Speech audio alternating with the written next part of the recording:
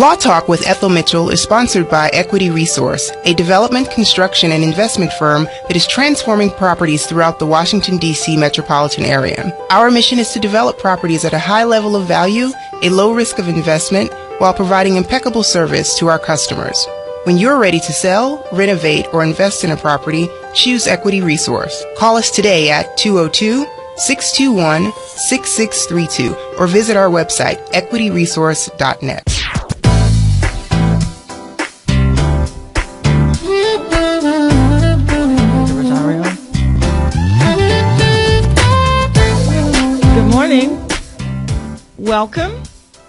Welcome to Law Talk with Ethel Mitchell. I'm your host, Attorney Ethel Mitchell. Welcome to all who are listening live on Radio 1, station 1450 AM, WOLDCnews.com, and LawTalkWithEthelMitchell.com. This program is also brought to you by my law office, Wills and Trust, LLC, where I prepare wills, trust, power of attorneys, and advance medical directives. So if you or someone you know needs a will, a trust, or assistance administering an estate, give me a call at 202-772-1988. That's 202-772-1988. Each week you hear me say, law is powerful. It can help you or it can hurt you. It impacts everything you do. What you don't know can hurt you, and what you do know can empower you. So each week, Law Talk with Ethel Mitchell brings you lawyers and other professionals to share their knowledge and expertise with you to empower you. But remember, what you hear on the program is for information purposes only. No attorney-client relationship is established by anything said on the program. Each person's circumstances are different, and you must seek individual counsel for any situation for which you need legal advice. All of our programs are archived on LawTalkWithEthelMitchell.com. So if you missed a program, go there, and the programs are posted by my webmaster, Earl Hooks. We want you to be part of the conversation. So my executive producer, Stacy Royster, and radio engineer Daryl Farley are ready to receive your calls. Call us to join the conversation at 1-800-450-7876. That's 1-800-450-7876. We've been doing programs that talk about protecting rights, creative rights, to music, to art, to books and things of that nature. And I just wanted to share with you a brand new article that was written by our guest, attorney Lita Rosario and Professor Latif Mtima. It is called Robin Thicke and Pharrell Williams in creating blurred lines. Robin Thicke and Pharrell Williams admitted to capturing the feel of the Marvin Gaye song "Got to Give It Up." It was just posted at the Seattle Times. So if you Google Seattle Times and put in either Marvin Gaye, Robin Thicke, or Lita Rosario, you will find an excellent article by our guest of last week called "Overdue Legal Recognition for African American Artists in Blurred Lines Copyright Case." So look that up. I think you will understand more of why the jury found what they did and how the law looks at creativity and the misuse, shall we say, of someone's work, their creative work. I was sort of curious about protecting inventions, and so I Googled black inventions and black inventors. There is an amazing list that is there, and I'm just going to read a few of the things that are, I'm going to read some of this list because it is quite profound. I was just blown away. For example, black inventors included the persons who invented the air conditioning unit, Frederick M. Jones, July 12th of 1949, invented the air conditioning unit. Benjamin Banneker, in approximately 1791, did the first almanac. The automobile cutoff switch was invented by Granville Woods, a black man, in 1839. The auto fishing device was invented by C. Cook in 1899. The automatic gear shift was invented in 1932 by Richard Spikes. And I'm reading from a list that I found online called Black Inventors and Their Inventions. The baby buggy was invented by W. H. Richardson, June of 1899. The biscuit cutter, the blood plasma bag, was invented by Dr. Charles Drew in 1945. The cellular phone, according to this list, was invented by a black man, Henry T. Sampson, July 6, 1971. Oh my God. The chamber commode was also invented in 1897 by T. Elkins. The clothes dryer by G. T. Sampson in 1862. The curtain rod, November 30th. The curtain rod support by somebody else in 1896. The doorknob by O. Dorsey, and then also the doorstop in 1878. The dustpan, the egg beater, the electric lamp bulb was invented, according to this list, by Louis Latimer in 1882. The elevator is supposedly invented by Alexander Miles in 1867. And you know, this is kind of maybe right, because if you think about it, that was back either just during slavery or just after slavery. And so a lot of times the inventions of black people were not respected. So it could be. My grandmother used to say she knew the man that invented the cotton gin, which totally revolutionized the cotton industry. But my grandmother swore to me. I remember as a child her talking about this man. Anyway, the elevator, the eye protector, the fire escape ladder, the fire extinguisher was invented by a black man, T. Marshall, October 26 of 1872. The folding bed by a Mr. Bailey in July of 1899. The folding chair, the fountain pen, the furniture casters, gas mask. Now, I did know about this one. The gas mask that soldiers wear was originally invented by a black man, Garrett Morgan, October 1914. The Gulf tea. So when all y'all black men be out there teeing off, the Gulf tea was invented, according to this list, by someone named T. Grant. The guitar was invented by Robert Fleming in March of 1896. The hairbrush, the hand stamp, the horseshoe, the ice cream scooper, the improvement in sugar making, the insect destroyer gun, the ironing board, the keychain, the lantern, lawnmower, lawn sprinkler, lemon squeezer, lock, lubricating cup, lunch pail, mailbox, mop, motor was supposedly invented by Frederick Jones. Of course, we know peanut butter came from George Washington Carver. We've all, I think, been taught that. The pencil sharpener, the phone transmitter, that's interesting, the record player arm, the refrigerator, that's huge, riding saddles, rolling pins, shampoo headrests, spark plugs, that's huge, the stethoscope, the stove. Now, we know about the straightening comb. Most women know that Madam C.J. Walker invented the straightening comb. The street sweeper, the thermostat control in 1960. The traffic light, I remember hearing about that. We use that every day. The traffic light that we now, everybody uses, was invented by Garrett Morgan, November 20th, 1923.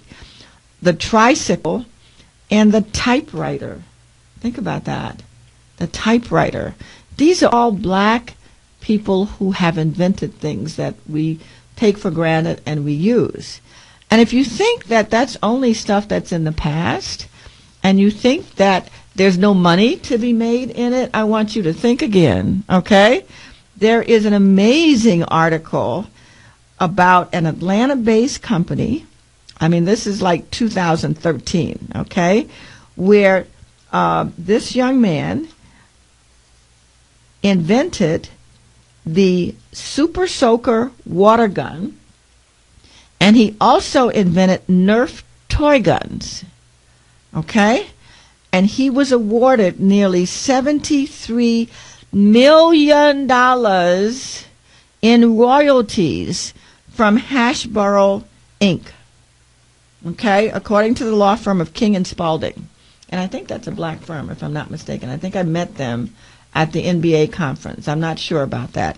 But I do know, if you look up this young black inventor, he got $74 million just from that toy alone, okay? He has invented many other things. Okay.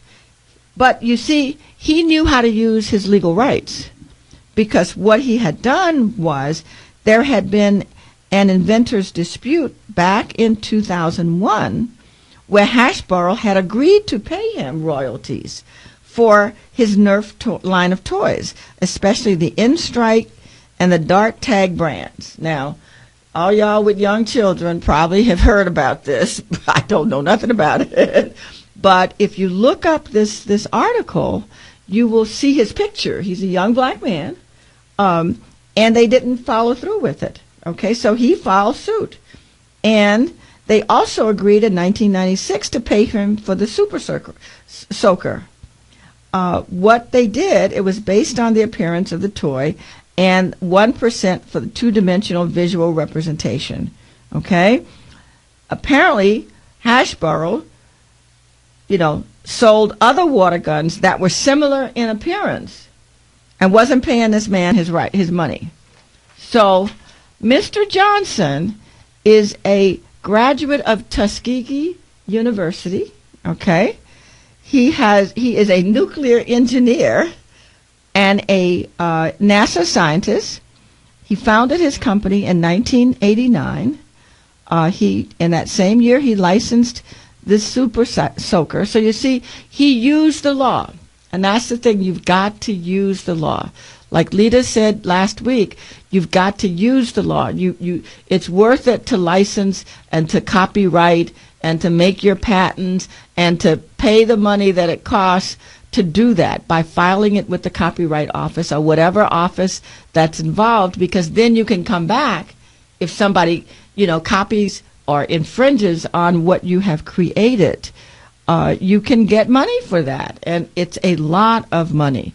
So I really want to encourage any person who is inventive, who is creative, whether it's with music, whether it's with toys. If you got a little boy or a young girl who is very inventive with things, because apparently this young man, when he was in high school, he had started inventing stuff. Okay, he was a high school senior in Alabama, and he built a remote control robot with a reel-to-reel tape player for a brain and a jukebox for controlling the limbs, okay? So if you got somebody like that, and I know in some of the high schools right here in D.C., they build robots, because one of my friends is a retired engineer. And all you retired engineers out there, think about becoming substitute teachers for our schools. Because you then have the opportunity to influence the next generation, just part-time, and I think that's important. We're going to take a break right now, and when we come back, we're going to go to a different subject. Thank you. 1450 WOL, where information is power. Geico RV presents Reflections from the Road. After a few hours riding in my RV, I get in the zone. It's just me, the road, and the savings I get with Geico RV insurance.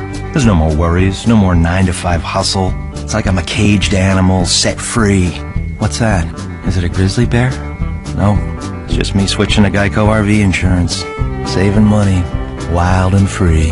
Geico. For your RV, trailer, or camper. See how much you could save.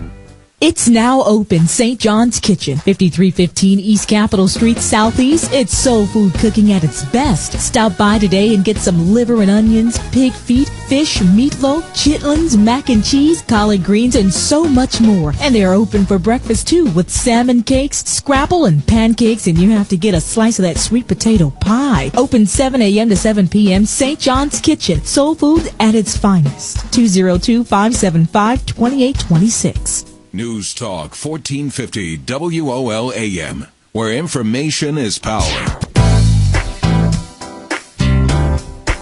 Welcome back. At the last, give us a call. We're going to kind of switch gears a little bit, but we want you to call in. I'm going to start talking about the subject that I work with, which is wills, trust, and estate planning. I want you to call in and ask questions. Because I really, the area that I talk in is really, really something that you've got to get right. If you don't use the law to protect yourself or your loved ones or your assets, it will definitely hurt you here. You can forfeit your rights, and even if your children want to, or whoever you've given directions to want to do what you want them to do or you've told them to do, they may not be able to. So, for example, wills and trusts. If you don't make a will, your family or your loved ones or whoever you intend to get what you leave may not get them. In fact, the probability is pretty high that they won't.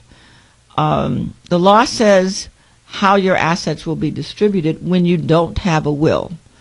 And that law is different in every state. It depends on what state you die domiciled in, okay? And domicile is a legal term that means your primary place of residence. If you have two residences, your domicile is going to be determined by, where you vote, where you have your driving license at, where you have your home at, where you spend most of your time at. And the law of your domicile governs the distribution of your assets if you die without a will. Okay? So, for example, suppose that you were not married. Maybe your spouse had died earlier. Maybe you had never been married. But you have children, and let's say you have 2 children, okay? And I'm going to ask Stacy to kind of chime in here from time to time as well. And like I said before, I want you all to call in with questions on 1-800-450-7876. But let's suppose, because I've had cases like this, and let's keep it simple. 2 children, okay? Adults. One is very caring, always been there for you. Maybe one has actually moved in the home or has been taking care of you all this time. And the other, we'll make it a rather extreme case, does not appear to care. They've been off living their life. Maybe I've had parents haven't heard from their children in years. They literally haven't heard, or maybe they get a Christmas card, but that's it. They don't have anything to do with you. Maybe y'all had a fight 20, 30, 40 years ago. Whatever the reason is, this child is not a part of your life.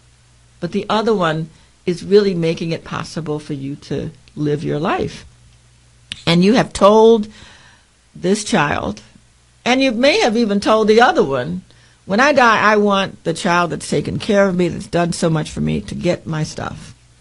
I want him to get my house. I want him to get my bank account. I want him to get whatever it is that I have. And I don't want you to get anything, or, the other one, I don't want you to get anything, or just whatever the child decides to give you, let it be her decision or his decision. That would seem very interesting in the end. Oh, yeah. Oh, yeah. No, people do that. People come to me all the time and say, they knew Mama wanted me to do this, or they knew Daddy wanted this, and I was supposed to get this, and I'm supposed to live in the house and this and that and all like that. But it must be in the will, or else. You got to have a will.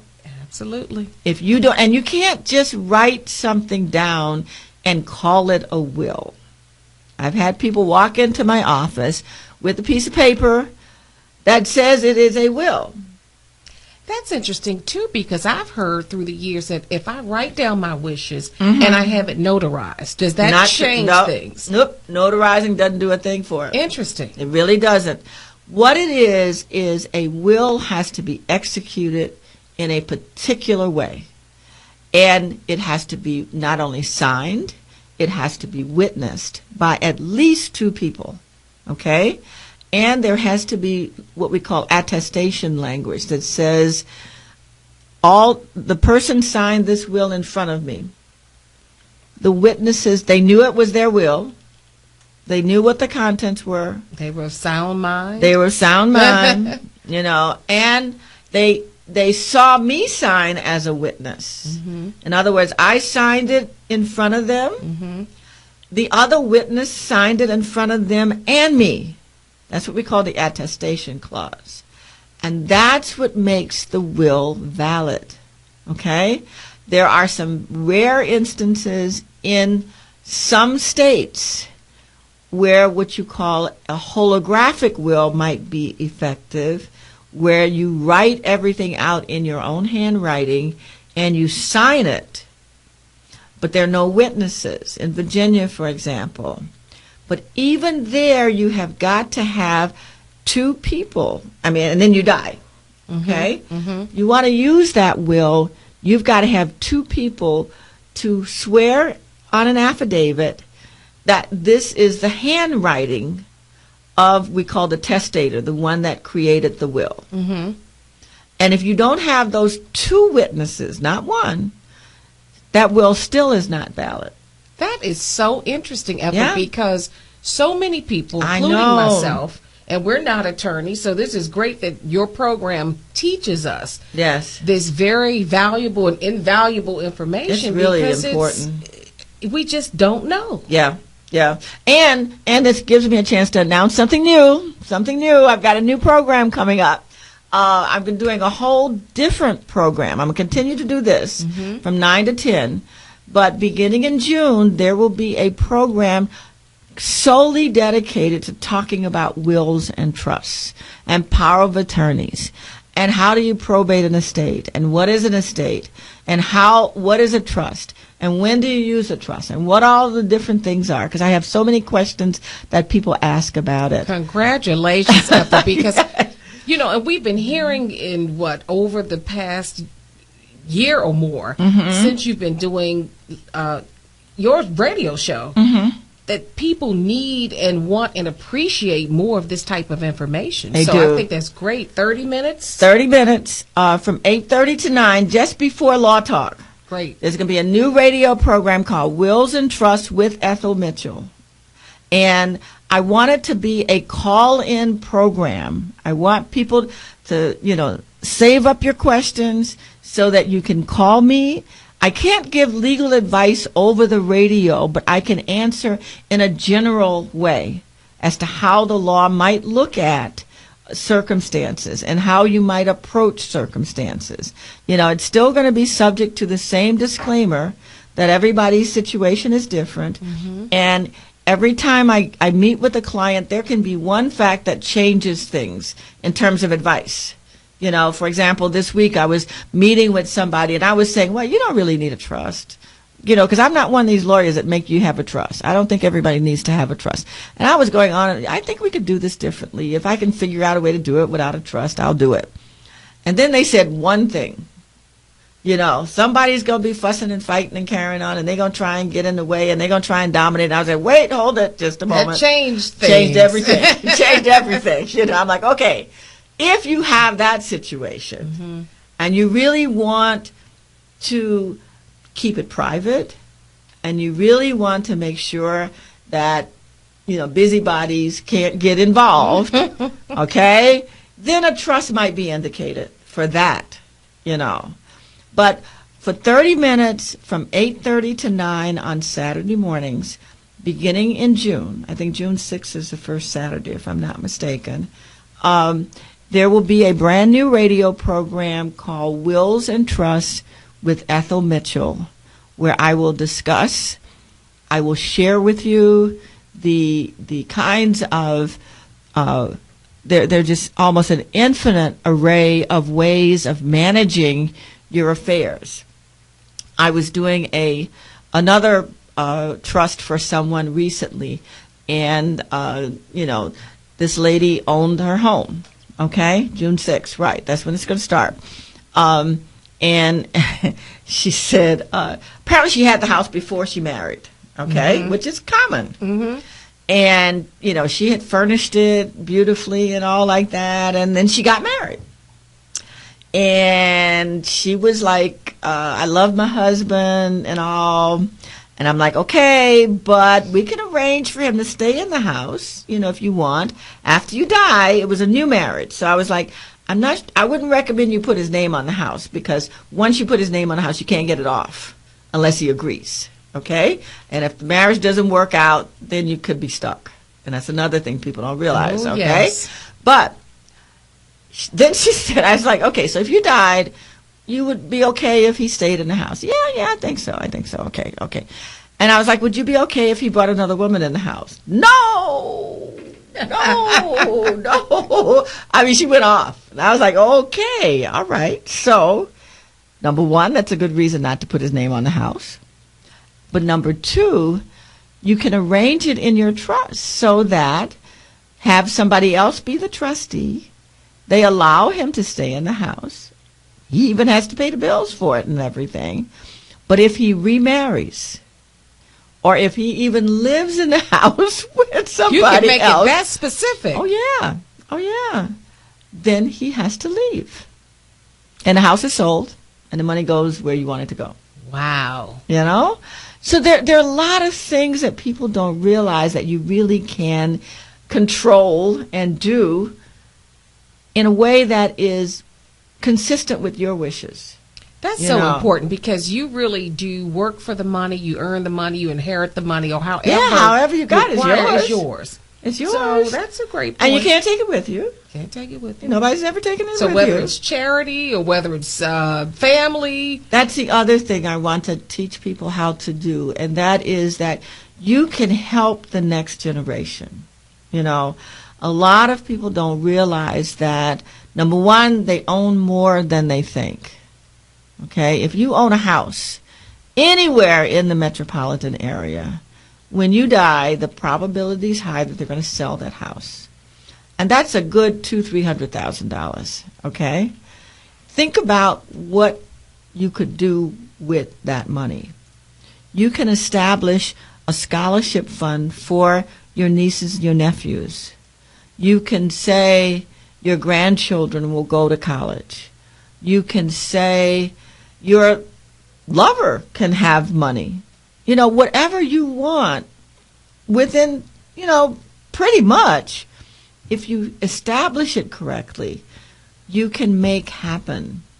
And that's part of what I want to try and talk about in this new program. That is so exciting, Ethel. I'm excited for you and for the listeners, because trust me, I learned so much just in this year or more of being, with you in this space. And when you talk about wills and trusts and estate planning and probate, I mean, it's really interesting, because we don't typically grow up learning this information in our households. Yes. And our parents don't know. And, right. So if you don't seek to learn it and change, and it's hard to learn it. Yes. It's hard to learn it until it's too late. Yes. That's when you learn about it. When somebody's already dead, or they're already too sick to do anything. And things can get ugly. I've heard many family members and friends say that, death brings out the worst in people. Worst cases in the law. My. Worst cases in the law. We're going to go to break, and then we'll be back. Okay. I thought we were. Okay. All right. Well, I thought my engineer was saying go to break. Anyway, we'll keep talking. Yeah. Okay. All right. Then we'll be back.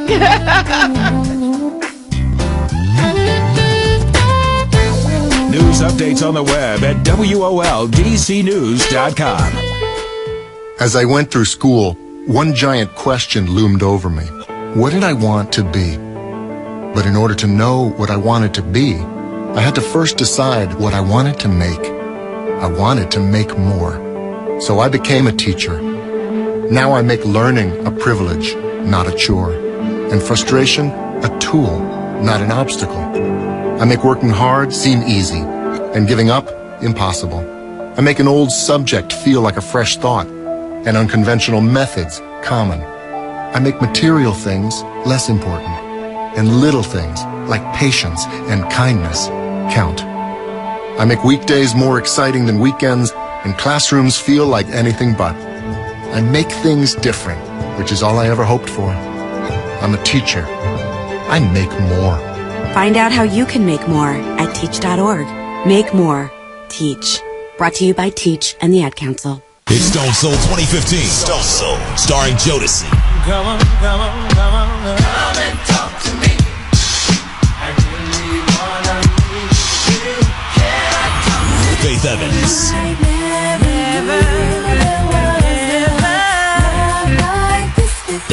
Biz Martin. Nobody beats the biz. Nobody beats the biz.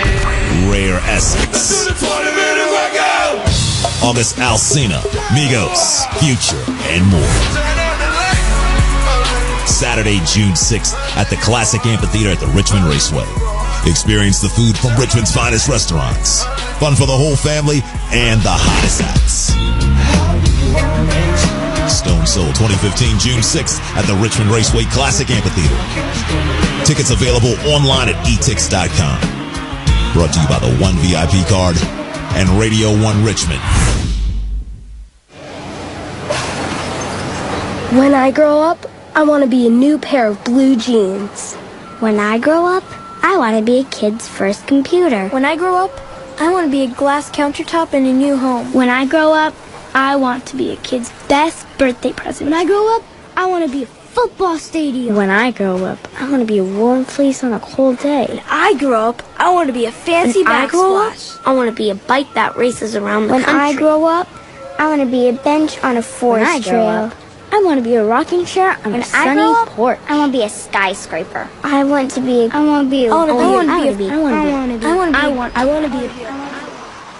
When I grow up, I don't want to be a piece of garbage. And if you recycle me, I won't be. Give your garbage another life. Recycle. Learn how at iwanttoberecycled.org. A public service advertisement brought to you by Keep America Beautiful and the Ad Council. News Talk 1450 WOLAM, where information is power.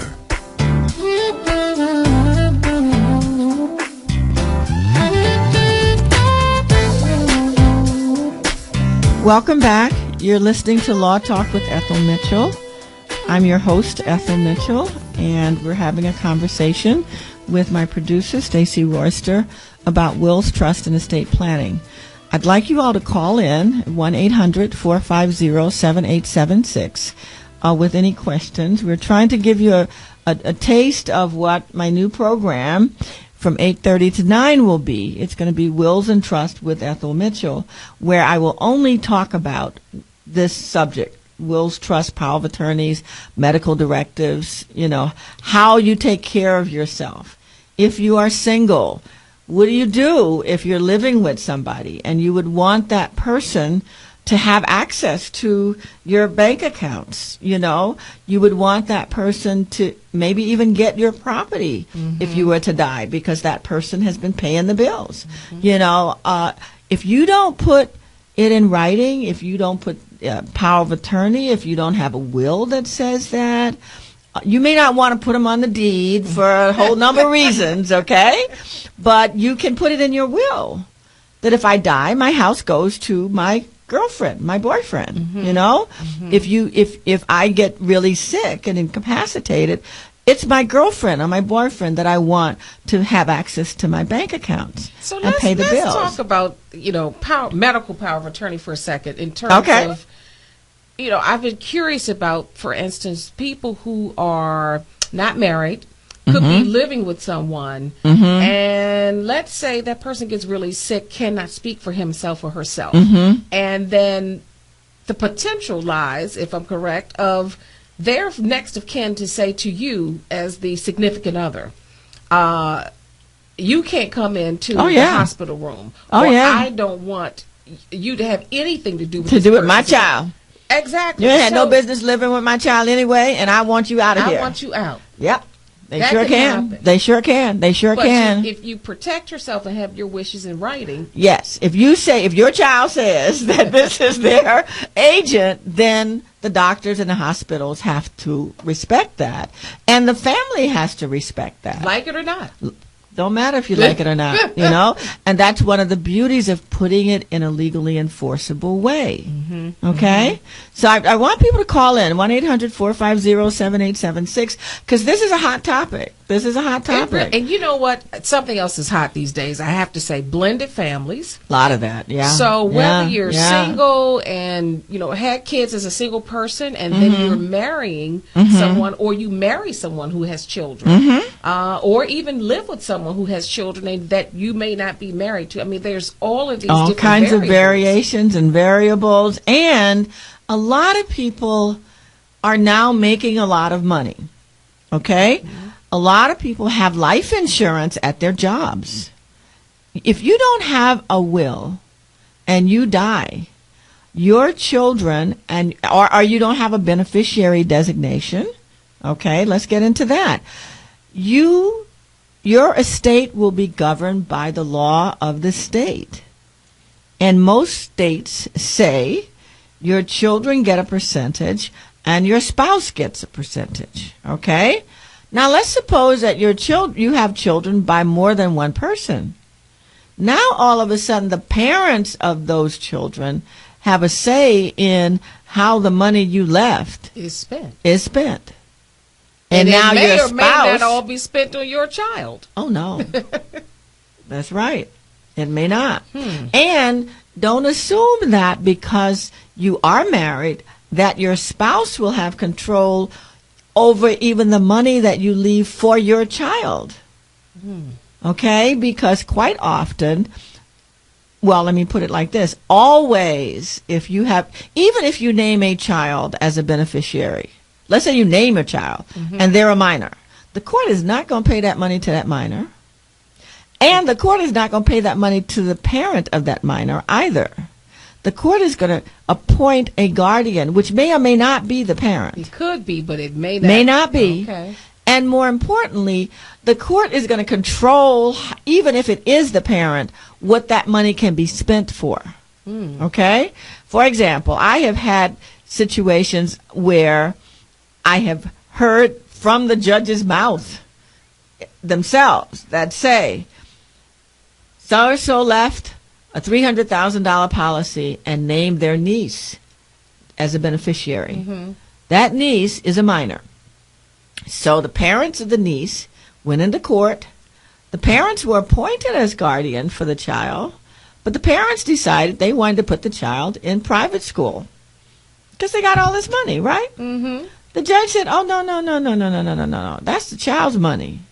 It's not for you to spend her money on at Her this own, point. even on her own education. That's right. If you want to put her in private school, you pay for it. Ooh. But that money is going to stay for her until she becomes 18 years old. And then the other problem is, at 18, you don't want to give an 18-year-old $300,000. Oh, no.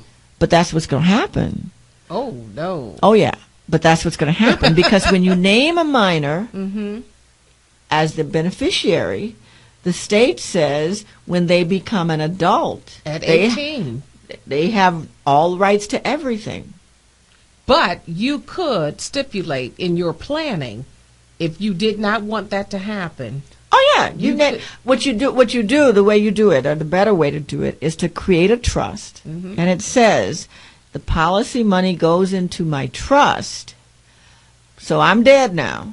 I've created a trust while I'm alive, which says receive this money and use that money as a separate trust just for that child. And then you can say, you could name the parent if you want, or name anybody you want. And you can say, use that money for their health, education, maintenance, and support. Or you might say only for the higher education of the child. A lot of people say, I really just want to pay for college. If they want to go to grad school or something like that, that's what I want to pay for. Right. And you can do that. Okay? And then you can say, if they finish college, then they get 10%. Mm-hmm. If they want to buy a house, you can help them buy a house. If they want to start a business even, you can help them with the money for a business. And you can put restrictions on that. Okay? And then you can divvy it out. You can either say they get so much each month, or you can say when they reach 30, maybe they get 25%. When they reach 35, they get another 25%. Maybe when they reach 40, then they get it all, or something like that. You can even say when they get married, the trust can pay up to $25,000 toward their marriage, or as a gift to get them started. You see, you can control it. You can be very specific. You can be very specific. And the other thing that people don't realize is that a trust can be managed. It's always managed by somebody called a trustee. But a lot of my clients have more money than anybody else in their family. And their family may not be able to manage this kind of money. Okay? Just as a practical matter. And so what you can do, if you have at least a certain amount of money, you can name a bank or an institution, Navy Federal Credit, PNC, Bank of America, Merrill Lynch. All of them have institutions that manage money and as trustees, and follow the terms of your trust to distribute the terms the way you want them. And you can name somebody in your family as a co-trustee. So they're looking over the bank's shoulder. They're saying, pay for college and so on like that. But the bank's going to make sure that money doesn't end up in the trustee's pocket, or they're going to make sure that the taxes are paid. They do an accounting every year. They'll give the beneficiary a report that says this is how much they'll invest the money, and they'll say this is how much money you have left. This is how much money was earned off your money. This is what we did with it. And see, they keep up with it. Very good. They keep up with it. And so that's an option that a lot of our people don't realize that is available. It is available. And it's very, very, they've been doing this for generations. So it's just time for us to learn how to do this. Catch up. That's right. That's well, right. And I think that's another myth you've helped us to understand, throughout a series of your programs throughout the year, is you don't have to be rich to have to need a will or benefit from planning. You really don't. And such. You don't. You do not. And that's a big myth in our community. You really don't. Everybody needs to have a will. Everybody needs to have a power of attorney. Everybody needs to have a medical directive so that because life happens and stuff, you and I can go out here and have a stroke, have a car accident, whatever, and you might be alive, but you're not able to manage. If you don't have power of attorney, where you have, because your family. We all know our family. Some people real good with money, and some people, oh my God, if they get their hands on your bank account, it's going to be a problem. And sometimes it's with the best of intentions, but it's still going to be a problem, and sometimes not, And it's important that you name somebody that you really trust to do this. And can you can name more than one person? Oh yeah. Right. You can do it several ways. You can say this person, and then if that person's not available or moves or becomes incapacitated or dies, then the next person. Or you can say two people. You can say two people have to act together. Or you can say one or the other. Either one of them can act by themselves, So there's a lot of flexibility there. And it doesn't have to be your family also. And I love that you always say, too, it doesn't have to be and shouldn't be a cookie-cutter approach because everybody's different. It really is. And that's something that you have said often that has resonated with me because everybody's needs or situation they really are different. Yeah, they really are different.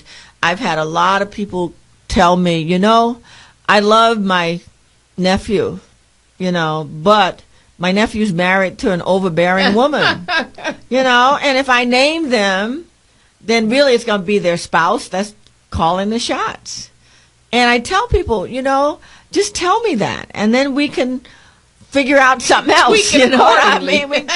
We can, you know, because everybody's family is a little bit different. And then do you find instances, Ethel, where, let's say with siblings, and a parent could designate, and I've seen some of this throughout my short lifetime, well, you know, out of my 3 children, these 2 are okay. These 2 have done well for themselves. And so I'm going to leave this child who hasn't done as well financially with everything or most of everything. The other 2 are feeling like, well, we're still your kids we're still too, your kids because too. we did Yeah. the right things, or we made it in life. We're subject to being cut out.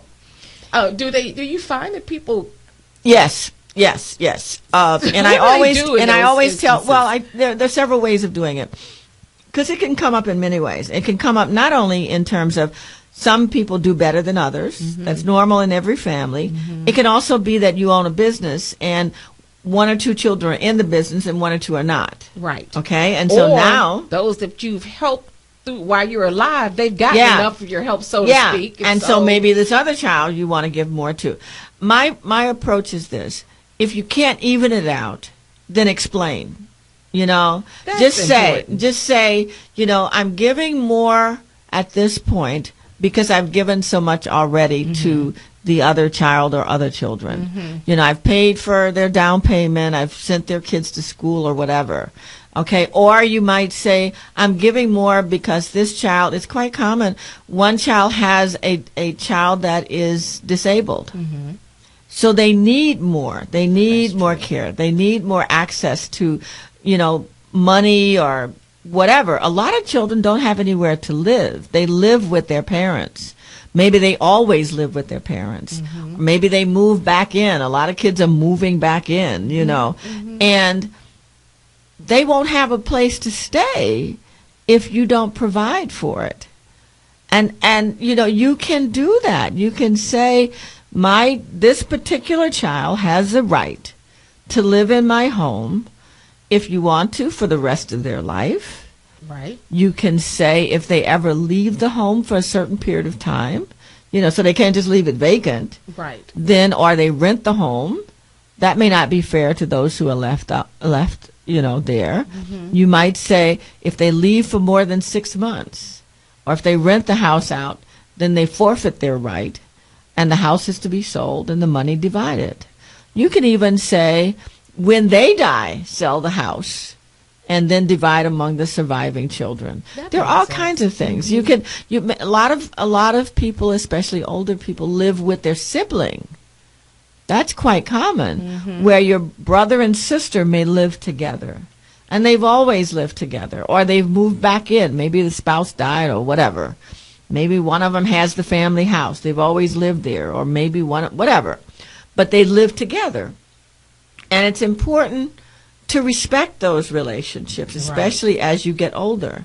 A lot of people have maybe a sibling who is not capable of taking care of themselves. And so if one dies, they really need to make sure that that other sibling is cared for.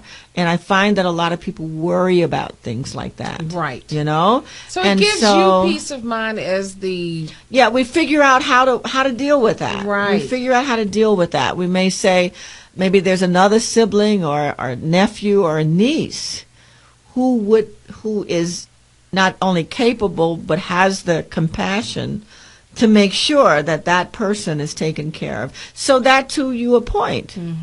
You say in your will or in your trust, take care of my sibling if I die before him or her.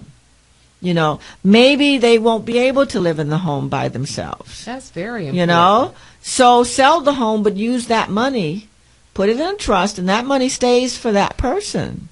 So if you do have to put them in a nursing home or live somewhere else, make sure they're taken care of properly. You see what I mean? Right. And sometimes everybody's old in the family. That's true. You know, I got a lot of that. We got a lot of 80-year-olds there, you know. So then we might name one of their children or their grandchildren if they're not available to be able to step in. That makes a lot of sense. You know, and you know your family. Right. Okay? That's true. You know your family. And generally, you know who's going to do. You know who's going to do and who's not going to do. You might get some surprises. Yeah. But Another thing that comes up quite a bit, and this is sad, but it does come up.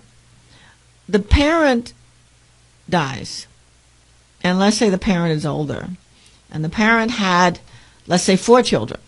Mm-hmm. And those children are adults, and they've had their own children, and one of the children died, but so their grandchildren are now left. And they become the beneficiary? Exactly. You don't have any will. Nobody is appointed to be in charge, primarily, okay? So everybody has equal rights to become the personal representative. Now all of a sudden you have grandchildren who might be in their 20s and 30s vying with their aunts and uncles who may be in their 60s and 70s. Okay? And I've really had it happen where, although they said, okay, auntie, you can become the personal representative, they were so, and it wasn't a bitter situation, but it was so stressful for the aunt or the uncle that they gave it up because their pressure went up. Oh. And they couldn't get it back down. And they were like, Miss Mitchell, I'm not going to die over this now. Just you know what I mean? I was like, no. No way. It's not worth all that, you know?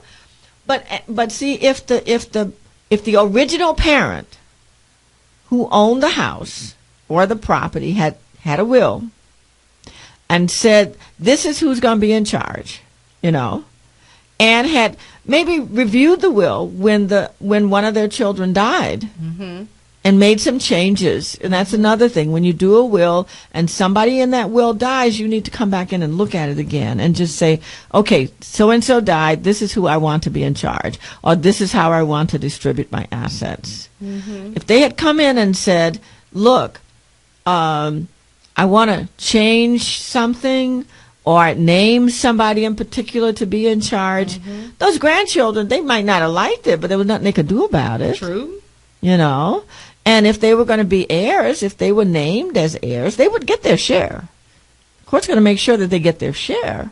But the will could say who's in charge. The other thing it does is, if it's done properly, it says you don't have to put up a bond, which is an insurance policy that you won't run off with the money, basically, okay? But it's expensive. And it depends on what the value of the estate is and how many people you can get to agree to have you be appointed. And it gets so complicated.